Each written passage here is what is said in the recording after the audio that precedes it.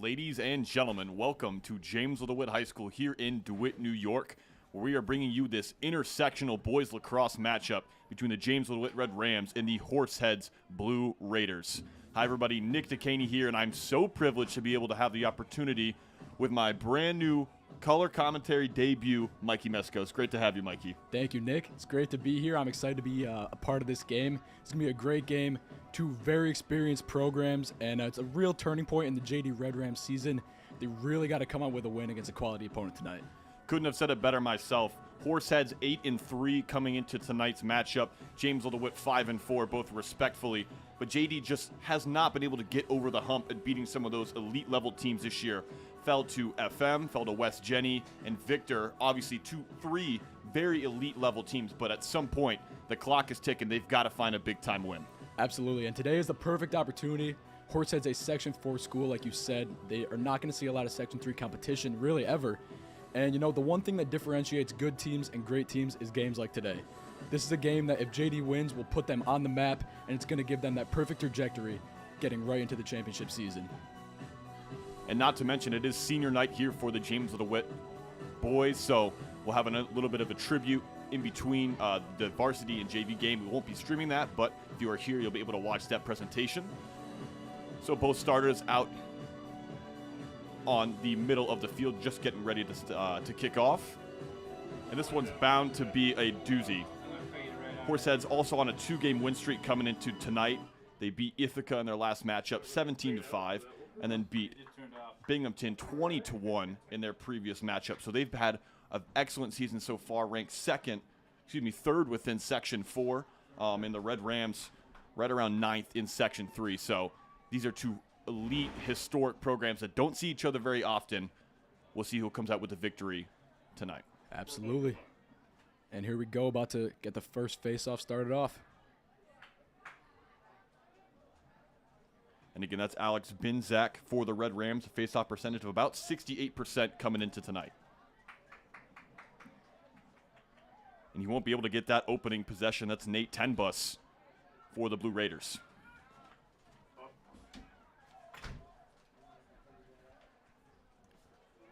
And the Blue Raiders already able to turn things over there. That's a great opening defensive possession from JD. They're glad to get that one out of the way. Some pre-game jitters kind of getting out there, and here you see Ian McIntyre commanding this defense from the back. And the Big Mac has been the story of the Red Rams season so far. 72 saves coming into tonight, a save percentage of right around 62%. So he has been one of the few bright spots so far this season. Absolutely. While he may be small in stature in that goal, he makes every single inch up for it. He covers that entire goal, and he's just a big personality out there, and he's very commanding with his defense. And up to this point in the season, the defense has not been concerned for the Red Rams. They've been able to lock up a lot of elite-level attackers and really slow down team's best man. But when you turn to the offensive side, just a little bit of lack of production as Gannon Kessler tried to get things going there with the wraparound.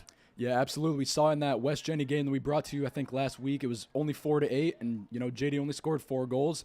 Their defense was a great performance, you know, considering how good West Jenny were, but they really struggled to get it moving on the offensive end. And so that's going to be the big differentiating factor for JD if they want to pull this out. And Horseheads with a couple weapons of their own, Landon Snyder, number 2, and Dominic West as well. So they can put the ball in the net for the Blue Raiders. Absolutely. This Horseheads team is loaded with offensive options. But as I know, this JD defense is also loaded. So this side of the field is going to be where all the magic happens today. An absolute slugfest between the JD defense and the Horseheads offense. And so far, both teams just kind of planned it out, trying to get a feel for the opponent. Again, we mentioned they've played only 2 times in history. This is their second matchup. So very unfamiliar with the types of strategies and game plans you're going to see out of a team like this. But Horseheads is able to punch it in for the opening goal. Yes, that is number 20, I believe, Ian Watson. He was able to slide right past that JD defender, and he just gets a nice bounce shot right past McIntyre. You know, those bounce shots are probably the toughest thing that you want to – that's the hardest for goalies. You know, it's kind of at an awkward angle. And, that's the one way that Ian McIntyre got beat there. But, just kind of getting the scoring started off for Horseheads, they're definitely going to like that momentum boost. As we begin face-off number 2. And again, looks to be Horseheads that'll come up with it. Yeah, it was getting bobbled around for a second. I think Horseheads may have won the initial clamp. Alex Binsack obviously tenacious, but Horseheads comes up with it.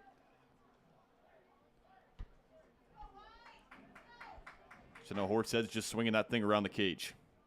And again, style kind of similar to JD. Love to play behind that cage.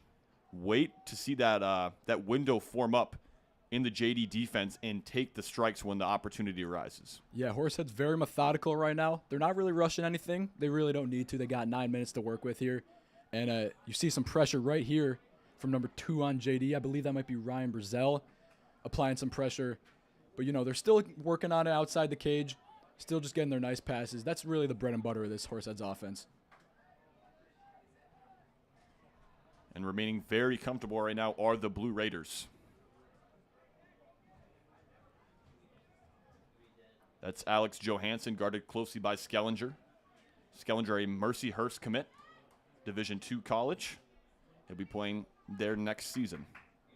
Yeah, this Red Rams team, although they only have a couple of commits right now, I believe Ian McIntyre and Gannon Kessler are the only other two. As Ian McIntyre with a great save. I don't know if that hit the attached part where the stick attaches to the head, but he got that one going and he clears it out to Zach Tiffany. Like I was saying, this JD team has only 3 commits, I believe, right now, but every single player in this starting lineup has Division I or Division II potential. That's just how JD has been for a program for years. And Ian McIntyre already getting a big stop there for the Red Rams.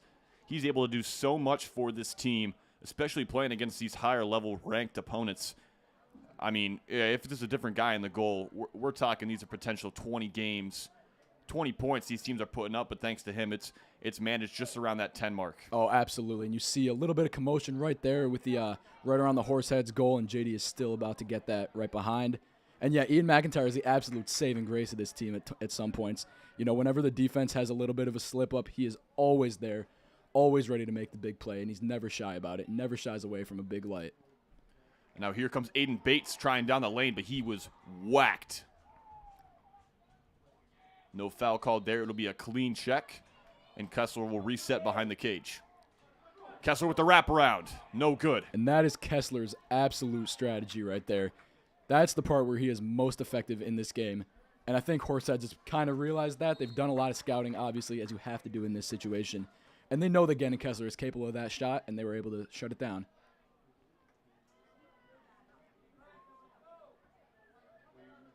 And that's Andrew Potter on the first save of tonight's game. The sophomore goalie helping his team out. And here we see JD employing that same strategy that we saw from Horseheads earlier on. Not really rushing anything, keeping it with the midfield. That's Matt Keeler out there right now, number 4. Just trying to facilitate a little bit. Let the options come to him. Don't try and force anything. And that's exactly what you need to do in a game this tight right now.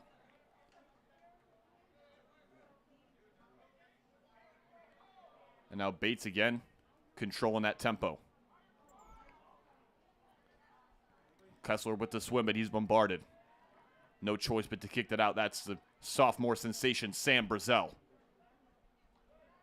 Brazel trying to get something going, but there's number 10, Nate Tenbis, shutting him down once again.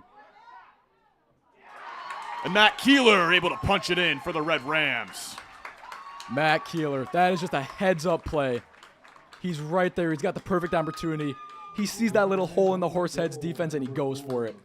He puts it top shelf right out of the reach of Potter, the goalie. That's a perfectly drawn-up play right there. And a perfectly drawn-up response for the Red Rams to tie this thing up 1-1 early in this first quarter.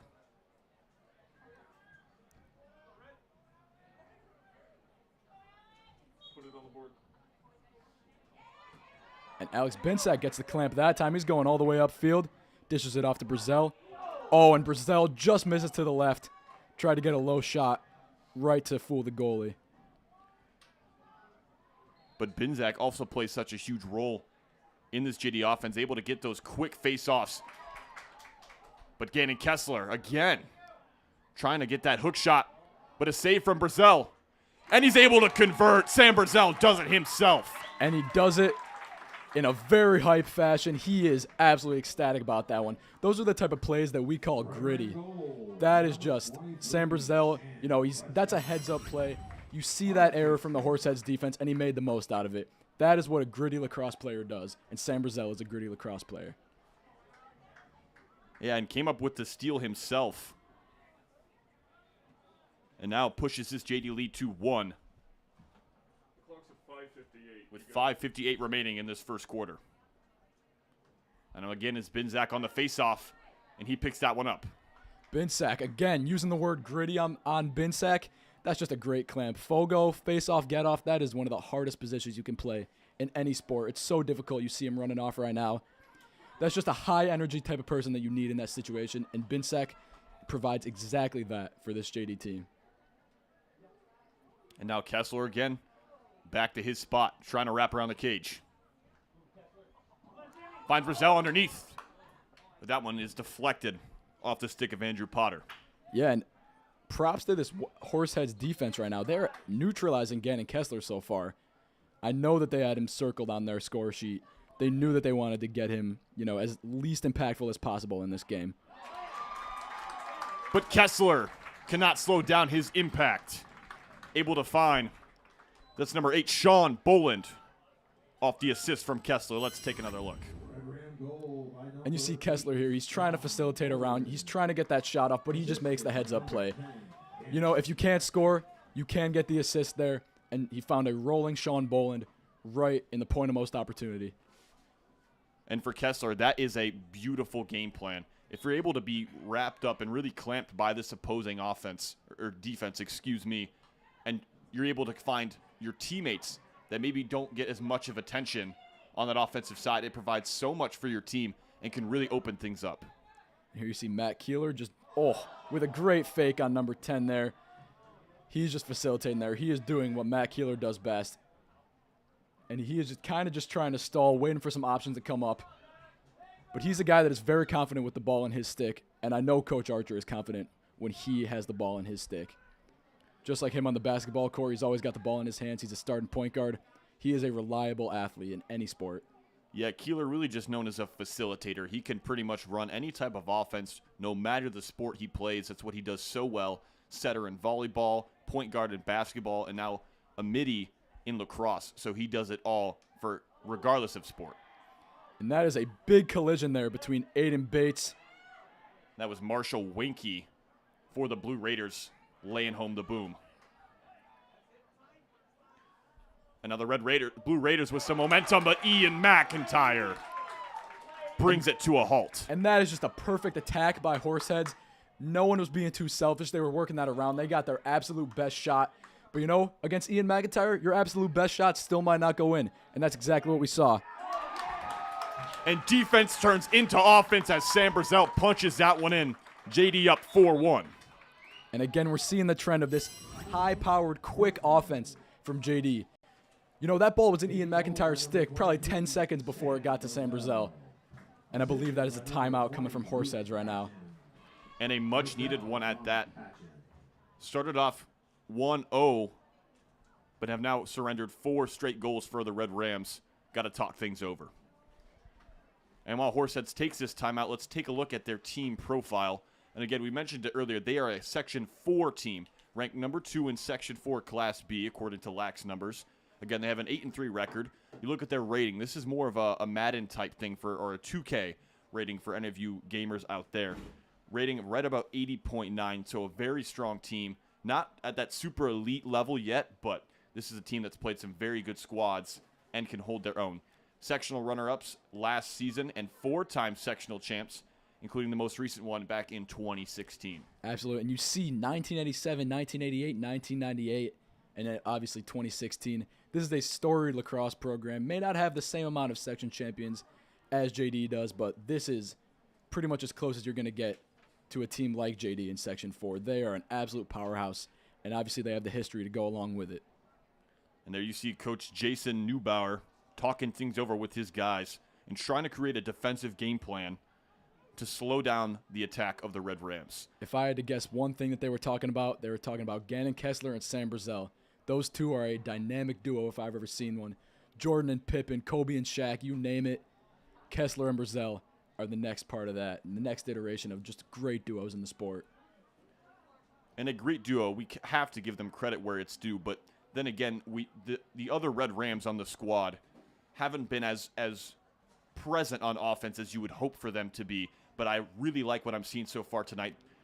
They're able to set up some of their guys. Bolin gets a goal, Brazel already with 2, and Keeler with 1. So I like the diversity and the spread of the wealth on the offensive side. Absolutely. I've been talking to some of these guys on the team, and, one of their biggest problems has been, that third attacker spot. They've had a couple guys cycling in, just trying to get it figured out, but it seems like they've gotten it to work out here. Teams will really crash into trying to defend Brazel and Kessler, and you've got one more guy out there, and they want to make the most out of that. And I believe that when that third player is at their most effective game, that is when JD will be the most effective team they can possibly be. So in come the Blue Raiders. And back to their offense. That's Johansson behind the cage. And, we talked about Horseheads playing with, not a ton of urgency. I'm pretty sure that has completely shifted now as they find themselves in a 4-1 hole very early on. Only 3 minutes left in this first quarter, and they're already suffering from a very, very large disadvantage. Yeah, we're looking inside, but Skellinger is going to have none of that. So, again, fast-paced, quick offense for the Blue Raiders. You can see it here. Great camera work by our guy Sam Galfin. Able to track that thing and find every single pass. I mean, it can make you dizzy as a defender, but this Red Ram squad doing a great job, but not quite good enough. As the Blue Raiders able to punch it in, that's number 15, Zach Leese. And it looks like the refs are actually talking this one over. It may have been called inside the crease. We'll see that in just a second. Yeah, it looked awfully close from this angle. And it looks like they are counting it. That is 4-2 in advantage of JD. And that's just a great team goal by Horseheads. They had to have made probably 20 passes on that one possession. Just waiting, being patient, and finding that open guy right in front of McIntyre, right under his nose. Yeah, and for the Blue Raiders coming right out of that timeout, that's exactly what you want to draw up. A beautiful play. Everyone gets to touch the ball at least once. You pass that thing around, keep the defense on their heels, and able to not tie this thing up, but get it one closer. Assisted by number 11, Alexander Johansson. And Binzak able to take one from the cookie jar there. Oh, Binzak was at an absolute 3-1 disadvantage. He lost the initial clamp. He lost the first possession of the ball, but he was absolutely tenacious in that. You cannot count this JD team out, and it looks like a timeout coming from JD as well. So both teams elect to use their first timeouts within this first quarter, something we haven't seen really all season, but it just goes to tell the level of competition and how equal these teams have been up to this point. Yeah, it looks like Coach Archer kind of just took this as a preventative measure. I think he kind of sensed that his team was kind of getting a little out of sorts, and he wanted to just bring him back. And while we have this time to break, we'll take a look at the score report. I put the T on it, unlike my partner Sam Galfin. Agree to disagree. But this is for the Red Rams offense so far this season. You can see obviously the most heavily shaded area is right here, basically straight on that goal. That's a beautiful arrow. But deeply shaded, so they score the majority of their points right from that mark, and a little bit lighter around the sides. With obviously it's a much harder angle, right? You're more push to the side. It's almost like you're almost parallel to the goal. You're just trying to thread the needle there. I know that's something that Gannon Kessler tries to do a lot. But as you see in this middle area, and even a little closer as you get to the crease, that all comes from the facilitation through Gannon Kessler and Sam Brazel. Even if they can't get those wraparound shots, they're always going to find someone crashing right to the middle of the crease. And I bet you the Blue Raiders would love to have access to a graphic like that, but they don't. So they got to keep things guessing and try and contain this move.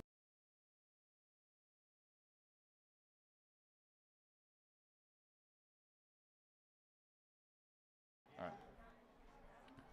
And it looks to me right now we are a man down on the offensive side. So Sam Brazel was trying to lull the defense to sleep, but he punches it in himself instead.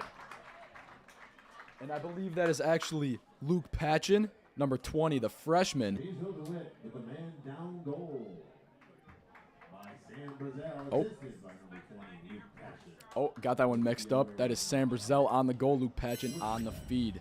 And again, this is a huge goal for the Red Rams. Hard to tell. You couldn't even keep up with it here. But Patchen just beautifully coming off that screen. And to be able to score with a man down. Still a man down right now, but you're able to get that guy back. Helps your chances even more. But I love the tempo that JD has come out with in this first quarter. Absolutely. And a man down advantage is one of the greatest things you can have in lacrosse. That's a time where a coach will just really stress the importance of just getting shots up there. You know, they don't have a lot of time to have this advantage, and they want to make the most out of it. That is exactly what we just saw.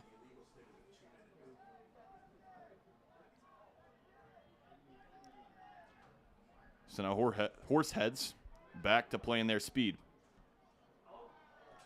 And it worked out. They get another finish right there. That is number 15, Zach Lisi, just sliding it right under the reach of McIntyre. And again, you see that Horseheads offense really methodical with it, making the smart passes. These guys are very technically sound.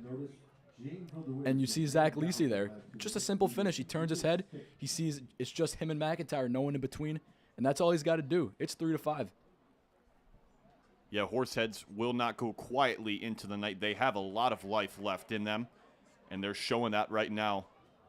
Responding back, and both of these teams throwing punches.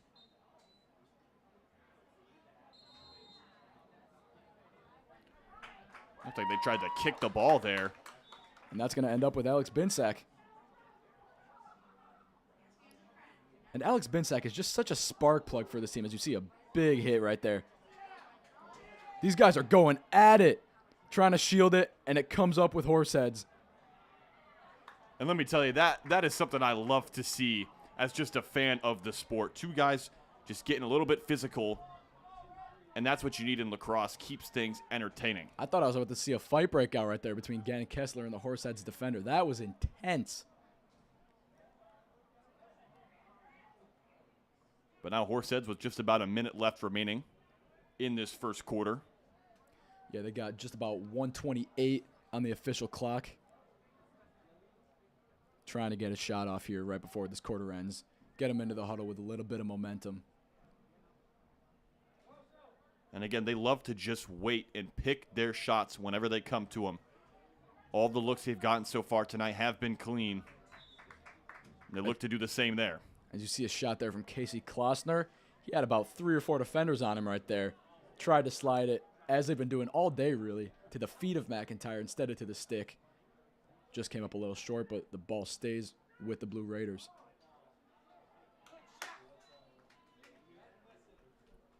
And Landon Snyder tried to go bar up on that last attempt, but just flew a little bit outside. Again, and you see Ian McIntyre, as he's about to face another shot here probably, but you see Ian McIntyre kind of motioning for this Red Rams offense to just settle down, or excuse me, the Red Rams defense, just settle down. Don't make too many, brash decisions. Just play the game the right way and just contain this team for 33 more seconds. That's all we got left. And that's exactly what happened. Ian McIntyre facing another one of those slow roll and bounce shots, but he gets it out to Matt Keeler for the clear. And now Keeler back on offense. Dishes in time, Sam Brazel punches that one in. And again, we just saw that exact same goal happen a couple minutes earlier with Sam Brazel on the end of it again. You had Ian McIntyre dishing that out to Matt Keeler with the long outlet. Matt Keeler takes it all the way up the heart of the field, dishes to Brazel. Brazel gets it in, puts it out just as fast. And this game is now 6-3, and Sam Brazel is having a day. Yeah, Brazel already with the hat trick in the opening quarter for the Red Rams. Just putting the team on his back up until this point. But now Binsack trying to give the Rams one more opportunity to score before the quarter's over. They've got just about 7 seconds to work with here. Ton of urgency being played with right now. But this one will be overturned to Horseheads. So they'll look to just force this thing downfield as fast as possible. And that's really a great attempt by Horseheads there. Did not have a lot of time to work with whatsoever. They got that nice outlet pass coming right from the long pole. Gets it up. One catch, and that's the quarter. Could not come out with a shot on goal right at the end there. So the Red Rams have a little bit of offensive diversity. Haven't seen much of it this season yet, but they lead 6-3 after quarter number 1. Thank you so much for watching, JD.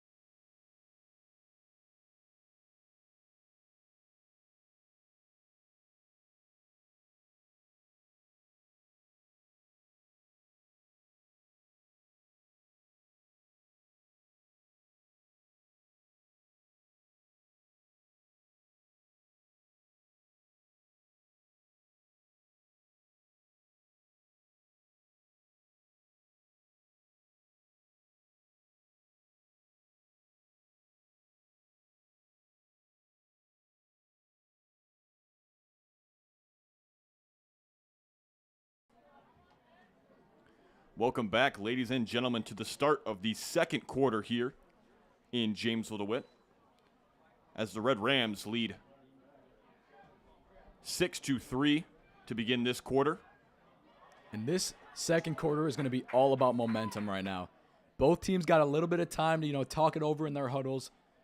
They both have an approach for what they want to do in this quarter, and it's going to be all about controlling the tempo of the game. Because Horseheads could either fall into an even deeper hole, or they could even this back up, and we're going to head into a very entertaining second half. Yeah, and the Red Rams have controlled most of the tempo so far, as Sam Brissell just tried to go through his legs to punch that one in, unable to come up with it. I don't think Coach Archer is going to be very happy with that. Knowing what I know about Coach Archer, I had him as actually a modified soccer coach for 2 years, 7th and 8th grade. I don't assume that he will be too excited about that. Sam Brissell was in a really great goal-scoring position, and that's just not the result you want to see. But, we'll take it for entertainment purposes. I love to see stuff like that. We absolutely will. And we'll be showing that on the next break that we have, as now JD back on offense. Nothing's going to happen to show it now. Yeah, and we may as well show it now as Ian Mack is way out of that goal, trying to push things up. And Ian McIntyre in a really vulnerable position there. But, he is not going to shy away from that. He's all the way out at the 40-yard line almost. Yeah, neither is Aiden Bates, who's been crucial to this offense as well. So obviously the focal points being Kessler and Brissell, but the pieces around them are really what have started to step up in these last 2 games for Jamesville-DeWitt. Yeah, absolutely. This team is only going to be as good as their supporting cast. Stars can only take you so far. It's about everyone that comes around them. And so far, we're seeing that all these guys around them are doing exactly what they need to do. They're filling their roles. And now the Blue Raiders threatening to score. And that one just comes up out of the stick of Garrett Elston. And Elston, he had the perfect opportunity. I think he turned his head a little too quick, realized he was forgetting something, that being the ball. Never want to forget that. Yeah, that's kind of important. You kind of need that. Yeah, I mean, I think it's pretty important. It's a preference thing, you know? Yeah. We got a little bit of penetration here on the outside between Noah Marshall, Ian Delpha, these midfielders. And now Delpha, who's been seeing an increase in playing time these last couple of games. Been playing exceptionally well. And again, just another one of those pieces that the Red Rams need to use in order to get the absolute most out of this squad. Yeah, the great thing about this Red Rams team is that they have an abundance of just sheer athletes on this team. I'm pretty sure every single guy on this field right now for JD and on the bench plays at least one other sport. Guys like Ian Delpha, he's a basketball player and a golfer. You got Noah Marshall out there, he plays soccer. And these are just great athletes.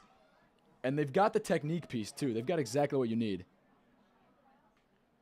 And the Blue Raiders just come up short, as that was a potent offensive attack that was moving at a high speed. Yeah, Horseheads are not shying away from this. If they get an open lane to the goal, they will take the shot. It's not a matter of if, it is a matter of when. So now Lisi trying to find that moment as they trail again 6-3.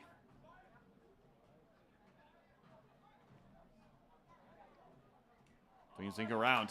And a beautiful check from Matt Keeler. Able to punch that thing out. And it falls into the hands of Danny Deal, who we haven't seen much of this season. Yeah, and Danny Deal with a big clear right there. That Horseheads attacker was absolutely smothered by Keeler and John Clinton. But unfortunately, JD surrenders possession again, and it's back in the sticks of Horsehead. And that was something we saw happen really frequently in their game against West Genesee. Jamesville-DeWitt, a lot of open opportunities, but just simply either dropped the ball or just couldn't quite get everything going in rhythm. The chances were there, but just on any given night, you has to click together, and it just did not against the West Genesee Wildcats. But obviously things gelling much more here tonight. And Horseheads again trying to force a shot from pretty far out. But JD is shutting it down. They're not letting any easy shots coming out. And you got Horseheads on the attack once again. They're still going to maintain possession, as you have Casey Klossner, number 7, attacking on Ian Delpha right now. Klossner drives into the lane, but the Big Mac shuts it down.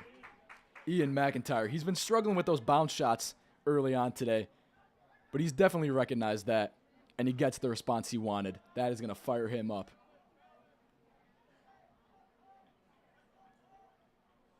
And again, Horseheads, no change in urgency here. A lot of time left in this one. Still trying to find that rhythm. And that pass, trying to get right into the crease, but it is shut down by John Clinton, the second-year varsity player. Yeah, and the Red Rams have just looked really sound here tonight. A lot of high awareness plays on defense that has led to a lot of these stops. And again, just goes right back in their favorite time of possession. And we know that when this team can hold that ball, man, they can put up points in a flurry. Absolutely. And, you know, Horseheads had an attack going on for a little bit. JD was able to nullify that, and they're back on their own attack, trying to get something going here. We have not seen a goal in the second quarter so far. We're about halfway done with 6:12 on the official clock. And JD is just want to be the one to strike first.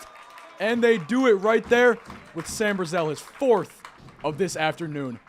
Absolutely great penetration there by Luke Patchen, finding the wide open Sam Brazel Assisted again by number 20, Luke. for the perfect finish. There is no way he was missing that one. And Sam Brazel, a hat trick +1. Jotted down 4 goals on the day so far. The Red Rams up 7-3. And we're not even halfway done. Sam Brazel, he might be nearing double digits by the time we're done with this. Watch the clock. 6:08, not 5:54. He certainly could. And boy, does this kid have some promise. Only a sophomore and carrying the load of this Red Ram offense up to this point. Sam Brazel is a menace on offense. And I'm pretty sure in the near future, you know, this summer, we're going to see him getting recruited pretty heavily by some top programs. I expect a commitment coming from him pretty soon in the near future, probably this summer or fall. He is one of the most highly scouted players in all of New York, and we see why, because he's got 4 goals right now. Yeah, he's also, what, 15? He is. And Ian McIntyre, speaking of scouting, the Florida Southern commit. He makes the save, but it's picked off. But it's looking like a penalty on Horseheads there. And the drama is flaring here in DeWitt as these officials will try and work this thing out. Yeah, a little bit of confusion Let's here. take another look at just what happened. McIntyre lost the ball. And just off the check, that was from Johansson. He was able to punch it in, thought he had that goal. But that one will stay in favor of the Red Rams. Yeah, and you saw Ian McIntyre right after that penalty was called, getting fired up, as he always does. I've been a teammate of his on the soccer field for years. He has no shortage of energy. The perfect guy you want on the bench for you, and the perfect guy you want between the sticks for this JD defense. And I mean, he's just got the perfect personality. You hit it right on the head. He's such an energetic and just He's a character. Yeah, he's got a lot of juice to him, and I can only imagine showing up on game day, that's exactly the type of guy you want to see. Oh, he gets you fired up all right. We saw it with the basketball team. I saw it firsthand with soccer. And I know these lacrosse guys look up to him as well. So that one falls out of bounds, and Bates will bring it back in. Now Brazil with a head of steam. And backs off. Brazil trying to signal for some motion right in front of the goal there. It looked like the JD offense, other than Brazil, was a little bit stagnant there, kind of just standing still, waiting for him to work some magic. And that is not what you want from your other attackers. And a scrum for it ends again with the Red Rams. And Bates now getting back down. And this is getting chippy. These teams will not surrender. Yeah, you see incoming John Clinton. Believe he might have stepped on the ball there. And they're still duking it out, and it's going to end up with Horseheads, but that was probably 10 or 15 seconds of just, you know, trying to keep away from each other. A big scuffle out there. And you mentioned duking it out. Horseheads with the Duke colors, repping it here tonight. Maybe not the best idea to come into Syracuse with Duke colors on, but they're certainly wearing it, and I have to say I'm a huge fan of this uniform matchup. I'm liking it as well. You know, we got that kind of almost highlighter blue out there from Horseheads, the Blue Raiders. And we got that clean white and red, the iconic red and white uniforms from JD. We've seen them win countless state championships, sectional championships, donning that red and white. They hope to continue that this season as well. So again, it's been much of the same for the Red Rams within this second quarter. And while we have the time, let's take a look just at how Horseheads are able to put the things in the net. Or excuse me, these are just JD opponents, not the Horsehead attack. And again, you see coming a lot from that right side, super heavily shaded. That's where most of their players find their bread and butter within this Jamesville-DeWitt offense. And I talked about this last broadcast with my partner, Sam Galfin, just about the logistics of being a right-handed defender and trying to flip back to that left side, especially for a goalie like McIntyre, who's righty. You just have more distance to cover going back to your left as opposed to just dropping your right hand down to be right on that side. Of course, one of the toughest things you can do as a goalie. But Ian McIntyre has a very, very tailored warm-up that is very specific to his skill set. Ian McIntyre, you guys might not know this, but he spends almost an hour before games just stretching. He's told me before that he doesn't really enjoy lifting because he wants to stay as light as possible. He's only about 120, 130 pounds. And, you know, hey, it's working out for him. He is able to move his wrist so quick to cover the other side of the goal. And that's exactly what you need in a goalie. You know, he's not the biggest guy. He's not going to fill up the whole cage with his body, but he can fill it up with his stick, and that's exactly what he's doing right now. An unorthodox routine, to say the least, but if it ain't broke, don't fix it.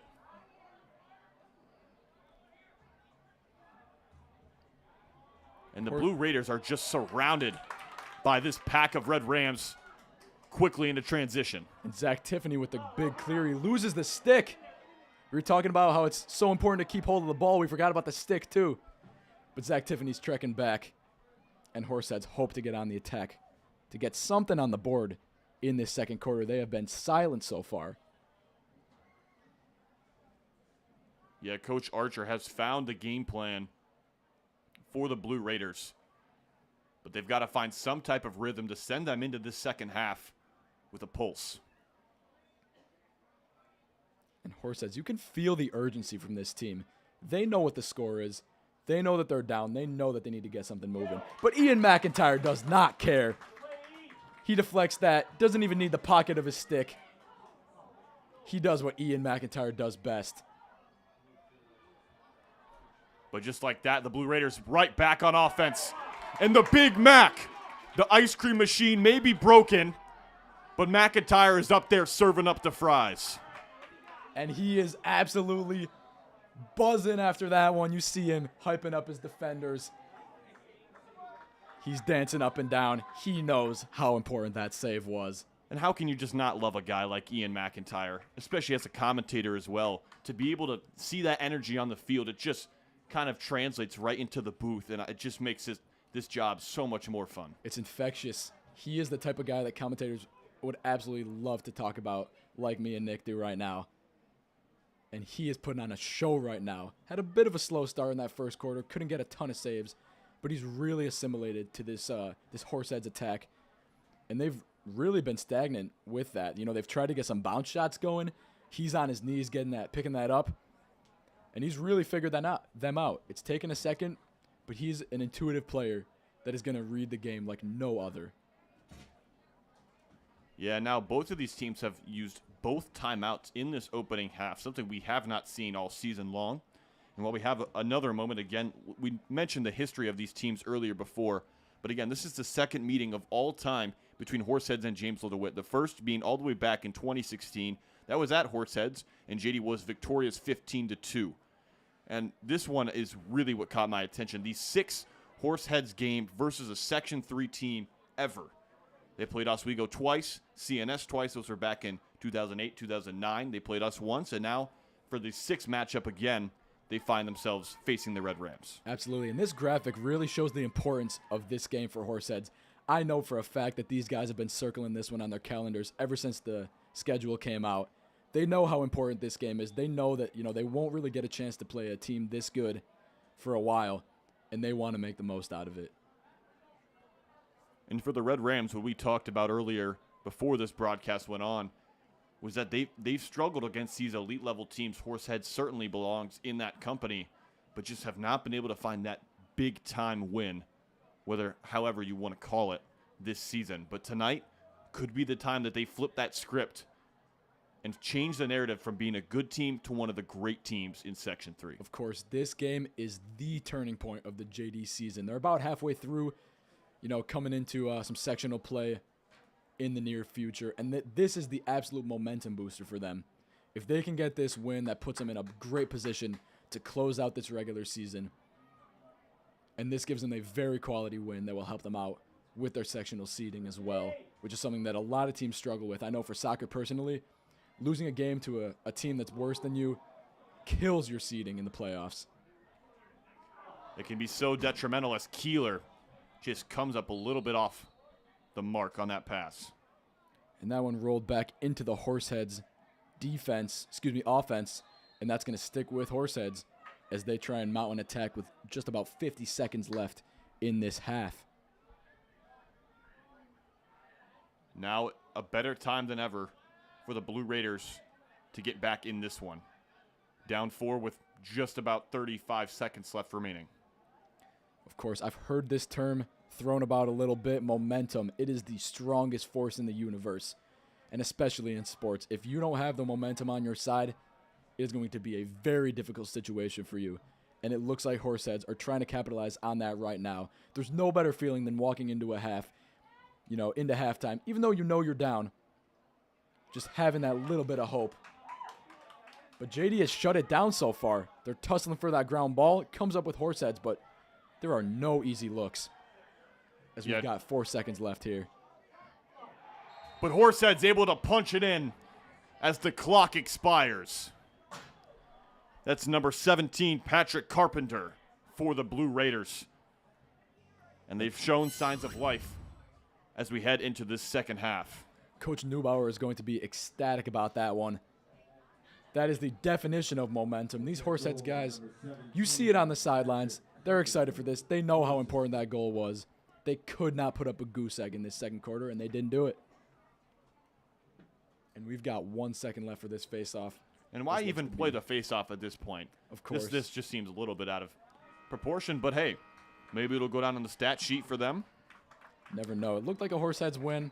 I'm not going to be too picky about it. But as we head to halftime, my fault. As we head to halftime, the Red Rams up 7-4 and playing a very solid game on both sides. Love to see that offensive diversity. I mentioned it earlier. I'll use that word again. But they have multiple players in scoring position who have been able to punch it in. But Horseheads showing that they're still there, just sitting right behind these Red Rams, down 3 heading into halftime. Yeah, and they have set us up for a great second half. This is going to be a close one coming all the way down to the wire. Again, thank you so very much for joining us with JDTV. I'm your play-by-play announcer, Nick Dekaney, joined by my color commentary, Mikey Meskos. We'll see you right back after the half.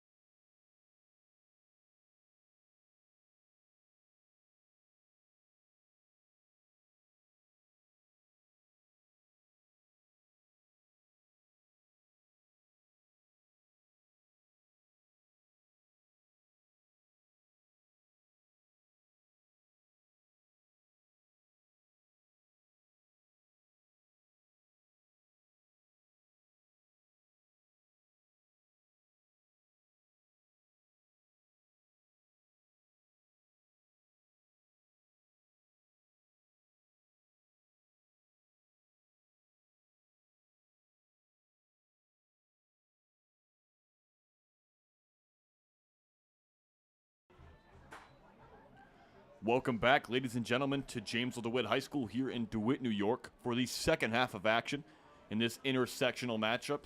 Again, with the Horsehead Blue Raiders versus the very own Jamesville-DeWitt Red Rams. And JD right now holding their own, a 7-4 lead coming out of this break. And they're looking to keep that pressure on the Blue Raiders if they want to continue that success. And after this intermission for halftime, you know, a lot of things are going to be going on in the minds of these coaches. This is a strategic battle. Both teams have something that they want to achieve, and that is a victory. And they have two very different strategies that will get them to that goal. So again, it's Binzak who will take the face-off. Been pretty solid here tonight, and he converts again. And it's bouncing around there a little bit. And it looks like Horseheads will take that on the counter. But it's not easy because Sam Brazel is going to continue that. Yeah, and that was Sam Brazel on Sam Pagano of Horseheads, so a little bit of name rivalry there. Battle of the Sams. That's right. I prevail. Our camera guy, Sam Gelfand, he knows he's the superior Sam. There's a lot of Sams here. There's another one on JD, Sam Bobrek. There's a Sam in the stands. I guess we should, after this, we should just have you all meet in the center ring and just duke it out, huh? More like the Jamesville-DeWitt Red Sams. There you go. The Jamesville-DeWitt Red Sams. I bet you we could field a pretty solid team made up of just Sams. We could probably get enough. We could probably get a starting, I don't know if we could get 10. I mean, we got our We could lacrosse. get a basketball starting 5. We got our soccer goalie, Sam Allen. That's right. There's a lot of possibilities with that. I'd still be on the bench. Over under right now on a Sam goal from any Sam on either team. Oh, I'm taking it.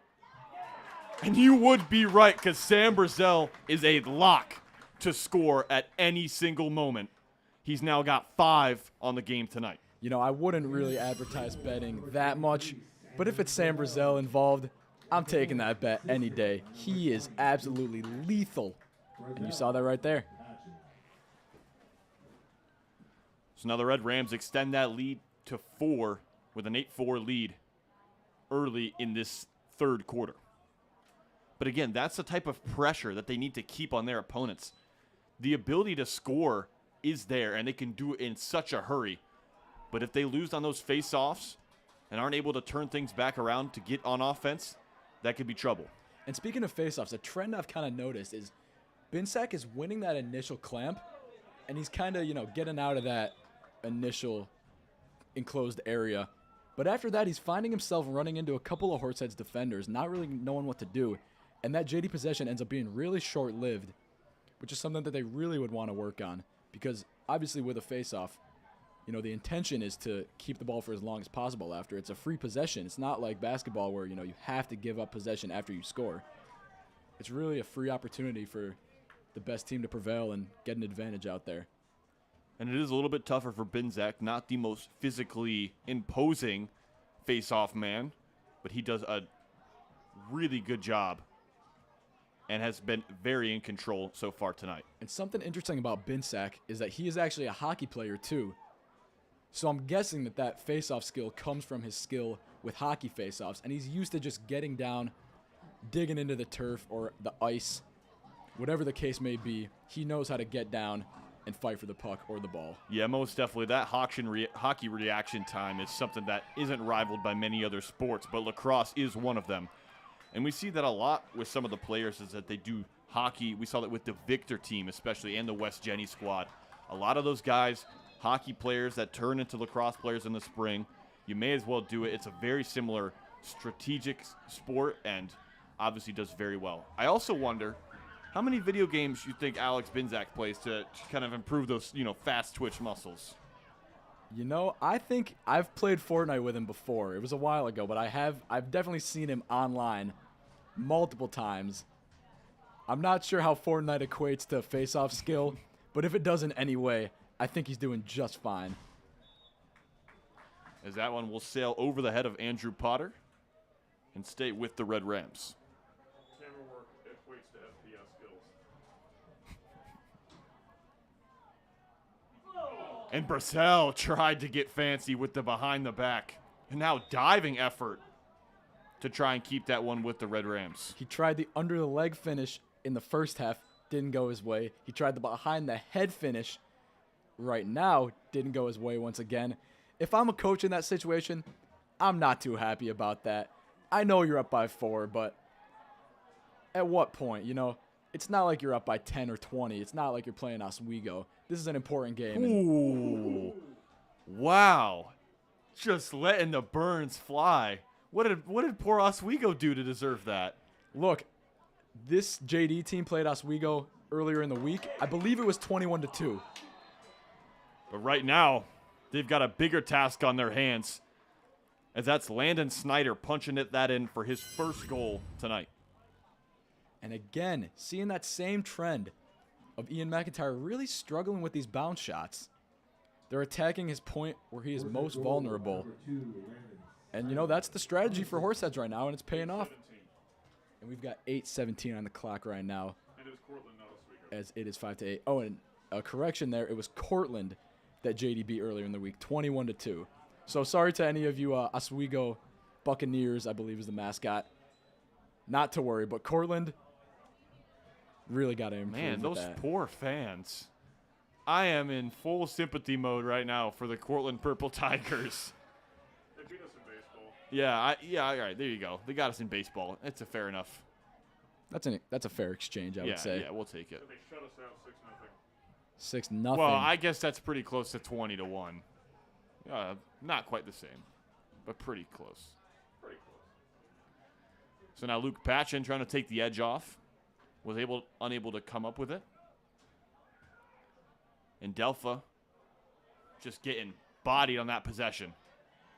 That was Casey Klossner for the Blue Raiders, and Kessler almost intercepted that pass, but just a step behind. Kessler with the extreme poaching skills right there.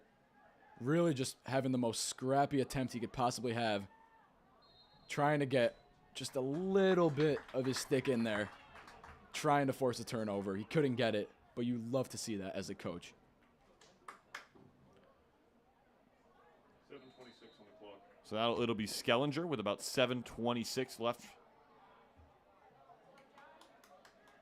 He'll pass it over to the other longman. That's Clinton. Now back to Tiffany. The long Pullman maybe showing an offensive strategy here. I can only dream. Seeing a full attack, a 3-man attack with all of them with the long poles. Man, would that be a sight to see. Lacrosse fans would lose it.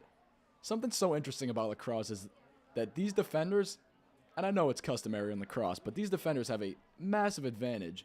These poles are, I believe, 6 feet, and they're just allowed to do so much with that. They're allowed to get into every crevice of the offensive player, trying to just poke something out, and that's, you know, if you can master that like these JD defenders have, you are going to be very fortunate in your games. So Kessler trying to find the first one on the board, but that one stops right in front of the goal. And Kessler was going to work there, and thankfully for Andrew Potter, he was able to stop that right in front of the line. Yeah, Kessler loves to work that side of the goal area, almost parallel with the goal at some points, but that's where he finds his bread and butter. Yeah, he is always the one behind the goal in these attacking situations, with Sam Brazel and Sean Boland sometimes in front of the net instead, which might not result in as many goals on the stat sheet we've seen today. He hasn't scored yet, but he is making those contributions with the assists and just with the general facilitation of this Red Rams offense. And now Bates in control. And now Delpha will survey. Delpha speedy quick off the edge and tried to let one rip. Oh, Delpha trying to size up that bigger defender. He's one of the smallest guys on this field, but he clearly has no issue with it, and he's got no lack of confidence. And whatever JD doesn't have in size, they make up for in athleticism. And that's been a common trend over the years with some of these JD teams. Just a bunch of pure athletes. As Kessler trying to shake his man, and does so in an emphatic fashion. Gannon Kessler goes behind with the fadeaway. Kareem Abdul-Jabbar-esque. That was an absolute battle between Matt Baker, number 18 on Horseheads, and Gannon Kessler. They were sizing each other up for probably 20 seconds right there. And Gannon Kessler able to turn his back, rise up over the defender, and get that one in. So again, JD pushing that lead. Now up 9-5 with about 5 minutes left in this third quarter. And Alex Binsack winning that faceoff again, getting it out to Matt Keeler, who brings it up the middle. No other guy you want with the ball in his stick than Matt Keeler. As he shakes one. Little bit of English on that one. And yet Keeler, just with that senior leadership and his experience, is just so comfortable with the keys to the offense. And as a coach, that's just what you dream of, is someone that you can trust to run every single play, knows the whole book. And when the time is tight and the pressure is on, you know that your guy is going to get his mates in the best position to score. Yeah, Matt Keeler and Ben Skellinger are two of the only returning seniors on this team. Although there are multiple seniors on this team, these guys have been the heart of the JD Lacrosse program ever since they started playing. Ever since the JDYAA days, they have been a part of this team from day one. And they're hoping to cap off this senior season the best way they know how, and that's win a sectional chip and getting all the way to the state playoffs. And a long road ahead for the Red Rams if they want to reach that promised land. But right now the Blue Raiders still stand in their way, and that's an excellent save for Andrew Potter. And again, just going back to that, having Matt Keeler and Ben Skellinger as two of these leaders of this team, it is also a testament. You know, they only had 2 guys from this 2022 class last year, I believe.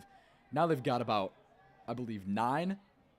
And that is a testament to the recruiting ability of these JD guys. As I said before, they have so many athletes on this team that play so many different sports.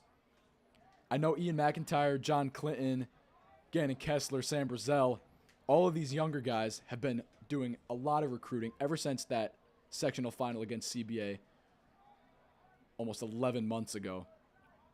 Yeah, and it's funny that you mentioned it. I'm taking a look at the seniors right now, and a lot of these guys are either first-year players or just have not seen a lot of varsity experience. You look down the list, and you're right. Right now it's really Keeler, Boland, and Skellinger who've got the playing time for the Red Rams. But a lot of these guys, we talk about Hajari, Stoko. Scott is out for the year, but they still offer that leadership. And obviously the defense right now doesn't need any help. And even though some of these seniors don't have the practical lacrosse experience, we've got guys on this team like Ryan Brazel, who has clearly learned a thing or two from his younger brother. Guys like Sam Bobrick as well, who has some previous lacrosse experience. As you see Andrew Potter scoop that up. Sam Bobrick has some previous lacrosse experience. Didn't play as much in varsity, but he knows the game, and he's a smart athlete, and he knows what he's doing on this field. So here comes Sam Pagano for the Blue Raiders, and what a hit!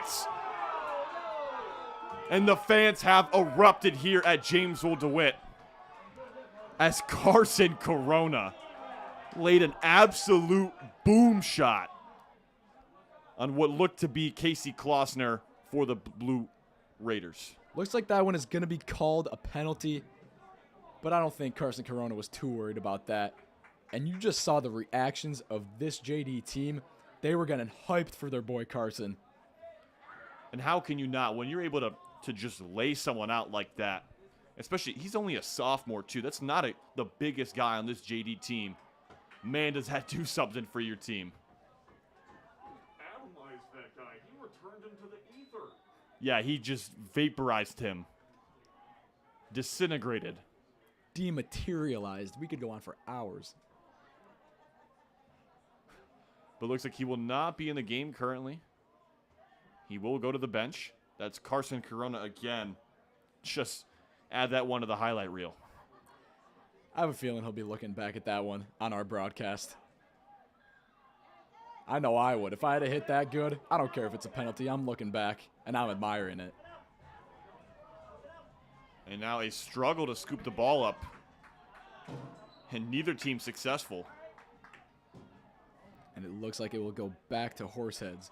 As they continue this attack, they've got 1 minute and 35 seconds right now to work with. They're down by 4. And we've seen this at the end of the second and first quarters.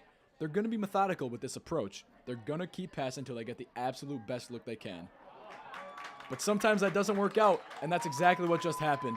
The pass goes way over the head of the Horsehead attack. And JD comes up with it. They're going to try and do exactly what Horseheads couldn't do, and that's get an attack going in this last 1 minute and 20 seconds. 1:21 on the clock. Yeah, Jamesville-DeWitt is just stringing together a series of really impressive defensive possessions. And they're able to turn it into offense like they have so far tonight. Yeah, JD have gotten a lot of their goals off some really fast transition moves. I believe Sam Brazella's gotten a couple feeds from Matt Keeler, who got the feed from Ian McIntyre. That's only 2 passes being made. From end to end, this team just knows how to move in transition. So now JD just utilizing that clock, trying to run that thing down and give themselves one last opportunity in this third quarter to maybe push this lead back to 5. JD trying to get that 10th goal. Putting them up by 5 is a very comfortable cushion that you would love to have. 4, you know, that's beatable. 5, to me, that signals kind of a gap. And JD would love to be on the better side of this. As Gannon Kessler tries to wrap around his signature move, but it's denied by Andrew Potter, who scoops it up. Yeah, now the Blue Raiders will let that thing roll as we come to the end of the third quarter. Yeah, they've got just about 8 seconds here. And it looks like nothing else is going to really happen on the attack here. They're going to work with these last 8 seconds. But you never know. And the freshman Luke Patchen with a bit of a freshman moment there, just unaware of where the ball was, did not see it coming in, and a potential opportunity lost there. But JD will go into this fourth quarter up 9-5 and comfortably in the driver's seat.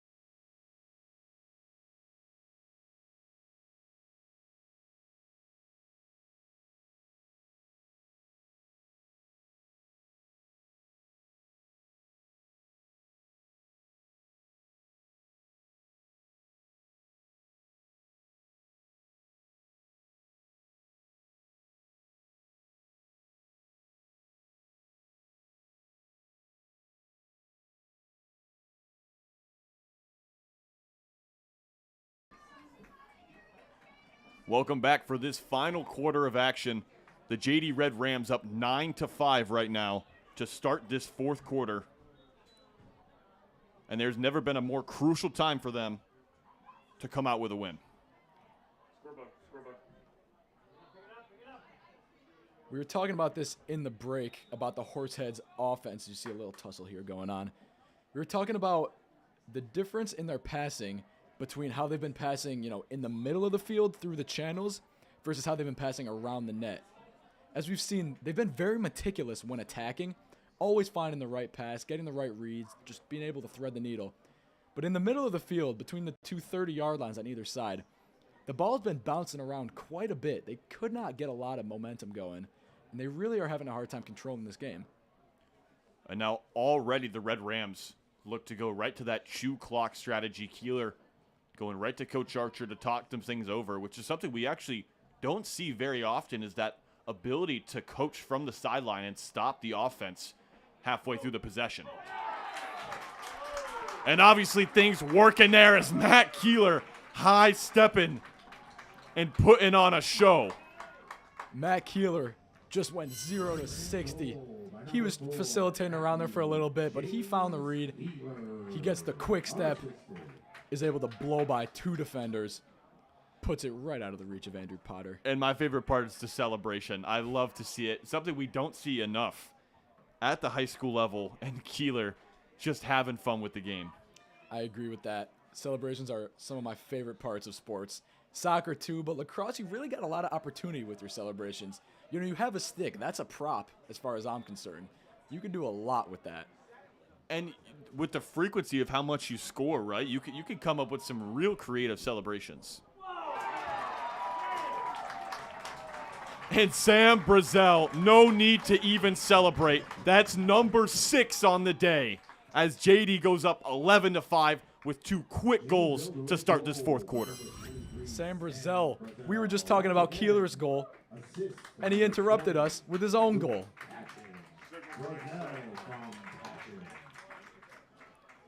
It was so fast we didn't even catch it. That's how quick Sam Brazel was able to punch that one in. And the Red Rams now up comfortably with a 6-point lead.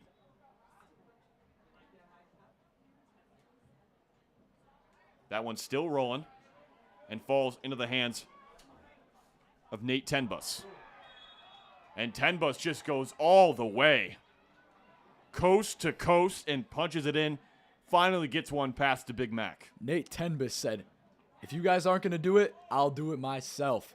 He takes it all the way from the center circle, gets that ground ball, and just takes it all the way, going coast to coast.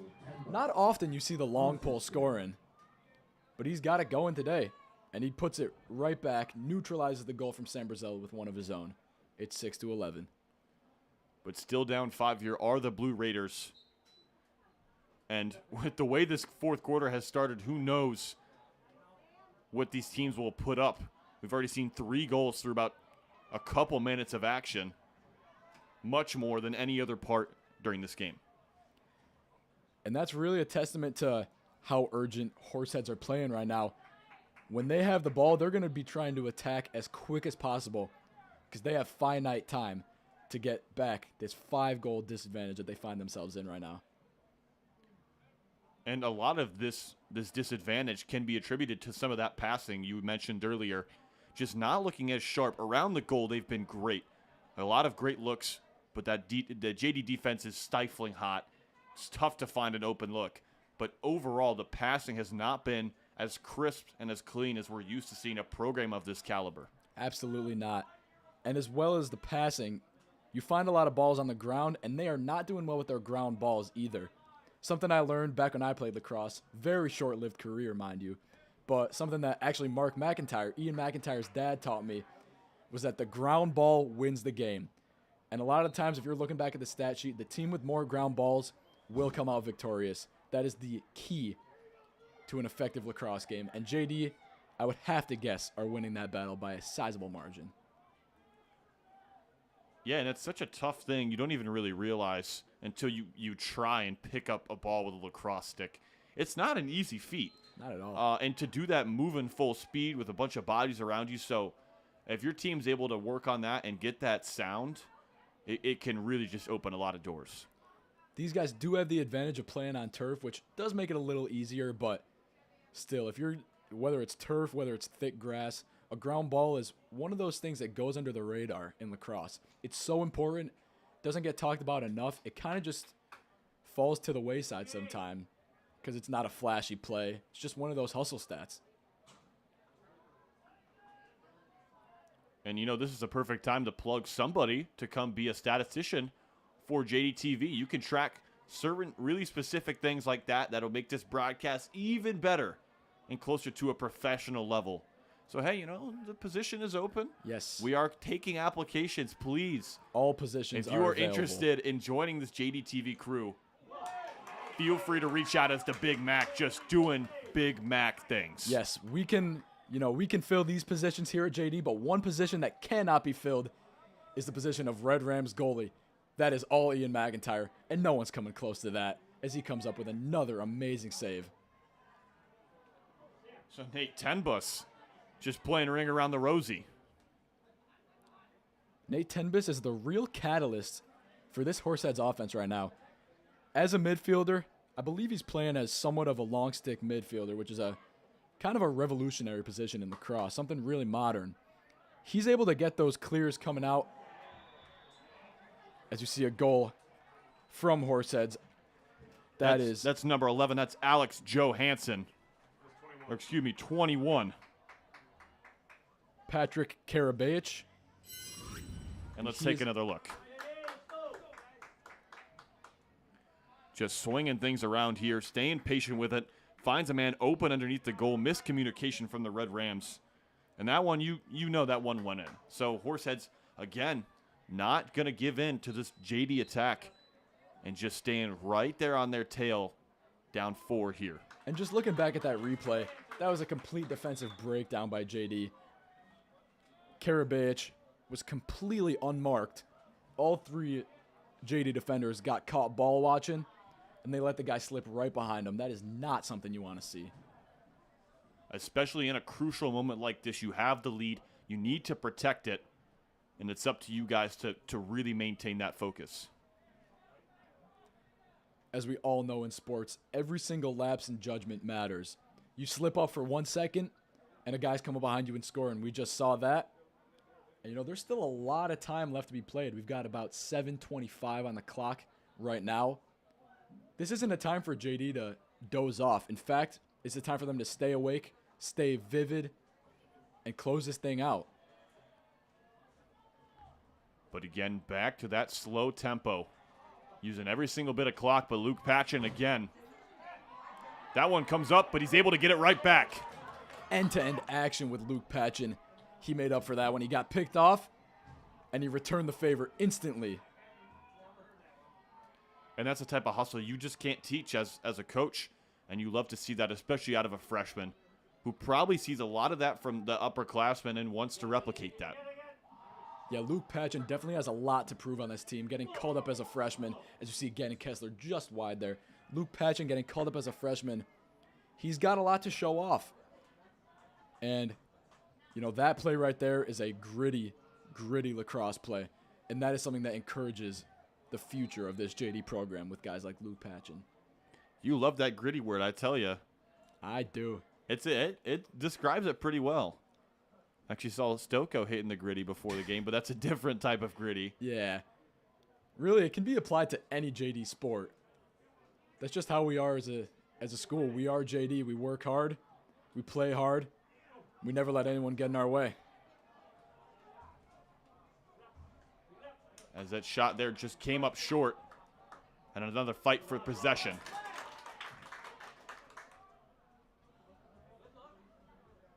Surveying. Just around, almost hit the ref. Whoa, some quick reflexes there.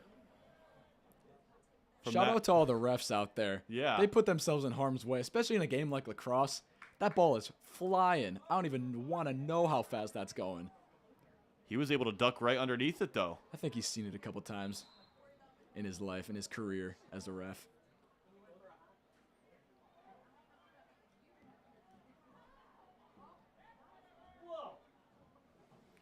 So 5:45 just about remaining in this game.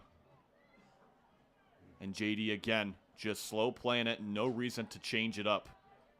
Hold on to this lead for dear life. This is a very mature approach from JD. They know exactly what needs to happen. They're reading the game. Unfortunately, they couldn't get that pass, which went right past the stick off the pass from Matt Keeler. I believe that was off the stick of Noah Marshall. But again, JD are just going to try and hold on. That's all they need to do to close this thing out and get that much-needed win. Yeah, and much needed doesn't really begin to describe what this would mean for the Red Rams to finally overcome the hump against one of these big squads, but they've got to close out in these last 5 minutes. And for the Blue Raiders, they've shown that they can score in a hurry, and they will not go easily into the night. Do not count them out just yet. They've got 5 minutes to work with. JD is in no place to be hitting the brakes. They got to be all gas, no brakes. And you see that attack once again from the Blue Raiders. That is Garrett Elston with the shot there. It goes right over the crossbar, but they will retain possession.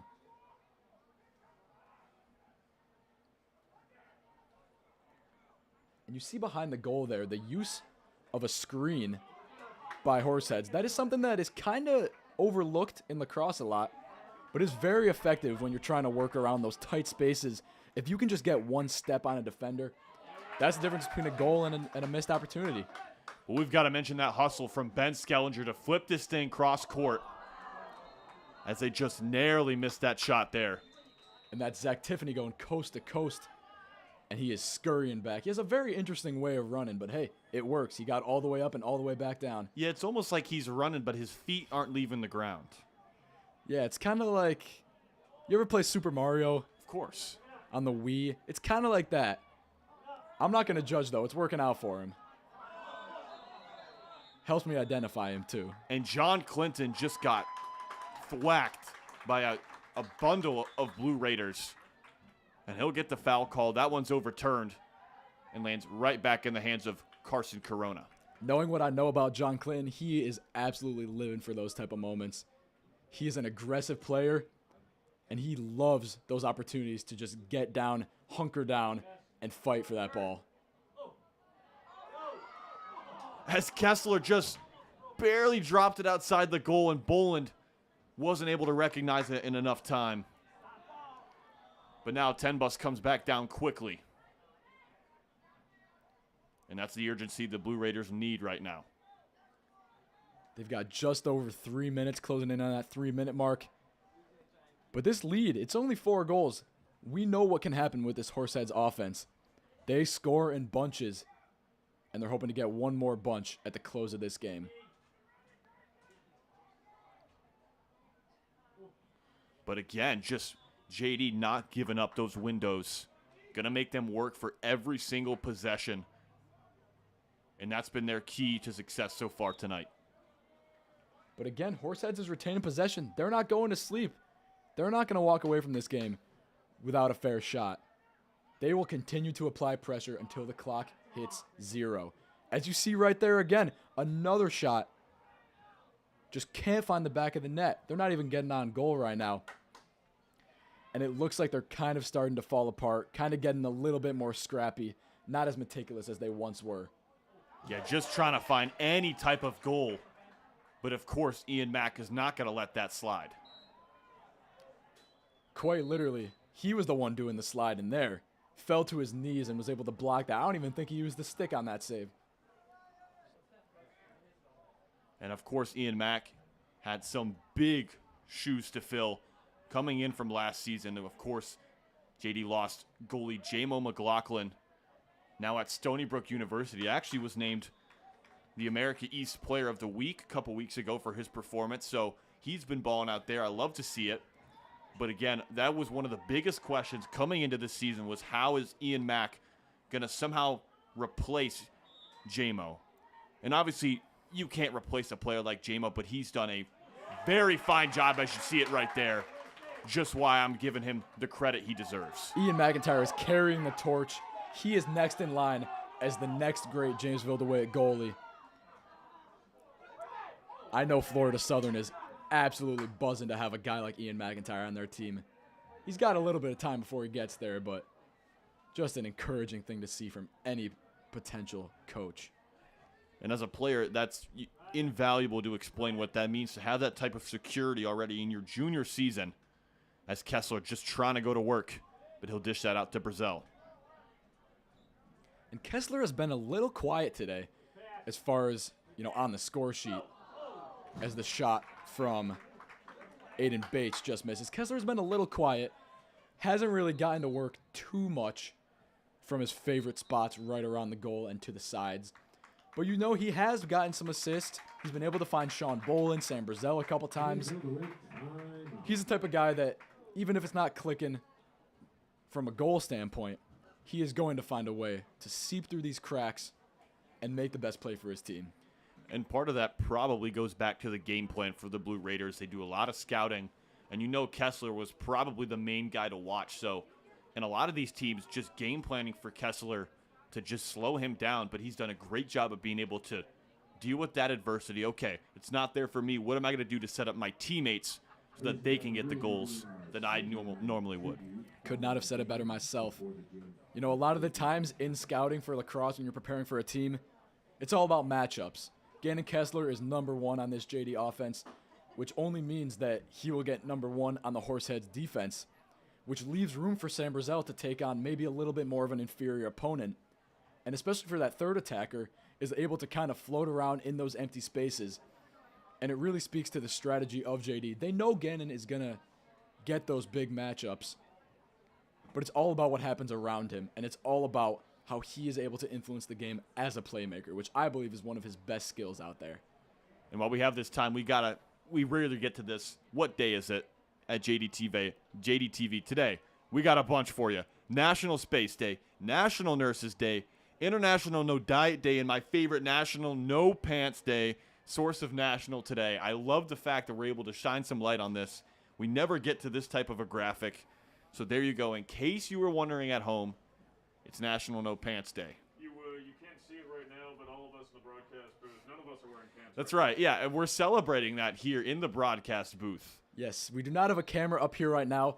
That's probably good because might violate the YouTube terms and conditions, but we are in fact celebrating May 6th? Yeah, it is May 6th as National No Pants Day. You could say we're using a Zoom approach to this one, Yeah. Suit on top, nice and classy, and then underneath you got the party going, Business on top, party down low. It's like a mullet.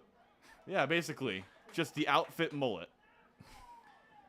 So this clock is winding down here, well under a minute left to play. And the Horsehead Blue Raiders are just trying to scrap anything together that they have left.